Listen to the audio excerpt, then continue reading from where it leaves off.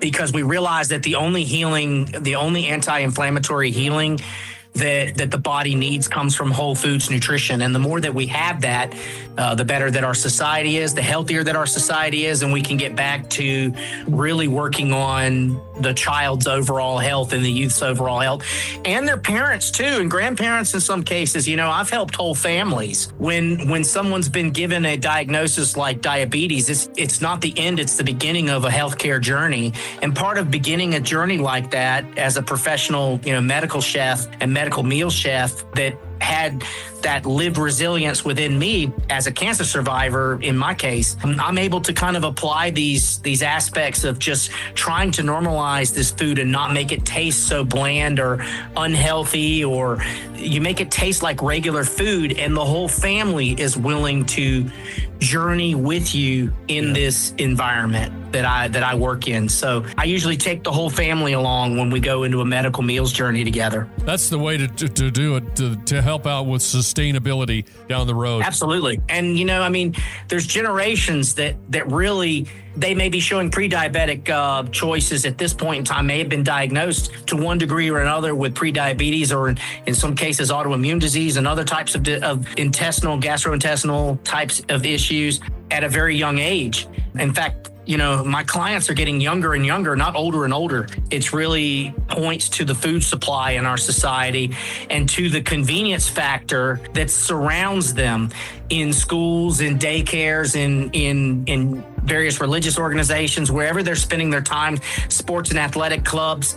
They all have this convenience factor of food, and people just take it in thinking that they're eating healthy food, but they're not. They're eating processed food and a lot of sugar, a lot of added sodium, a lot of added preservatives to the food themselves, what they call food anyways. My whole career for the last 26 years has been combating those aspects of what our society supposedly calls food. Yeah.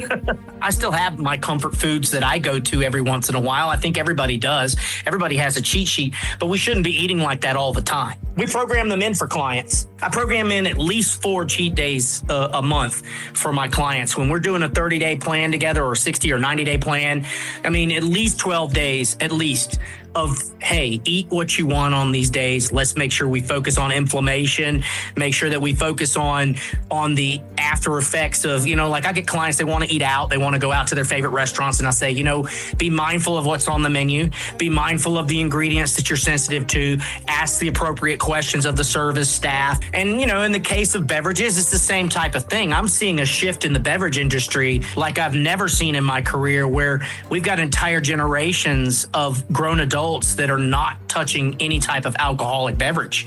So, in the old days, the restaurant business, you used to be able to make a lot of money off the bar. That's where you were making a significant profit from wine and beer sales and liquor sales. But there's entire generations of Americans now that are completely avoiding that aspect in their life. So we have to kind of make up with, different mocktails and craft types of kombuchas and fermented beverages and things like that are not fully fermented like, say, a liquor drink or wine or beer would be. So it's really been a challenge these last, say, 5 to 6 years post-COVID to kind of get into the aspects of what are the general American public looking for in search of food and beverage. You've got the tasting menu, the Resort Chef Clean Mountain Cuisine. Okay, ladies and gentlemen, get ready to buckle in, because this is some hardcore stuff here. I don't even recognize half of the items on your menu. Go ahead and tell me about that. Well, we're very, very excited to be pairing seasonal ingredients. The Resort Chef is based in Boone, North Carolina, which, for those of you that have never traveled to North Carolina, that's kind of the region that is right at the western tip of the Piedmont of North Carolina, or the beginning of the Appalachian Mountain chains and the Blue Ridge Mountain chains here in North Carolina. We're hundreds of years into the cuisine up here.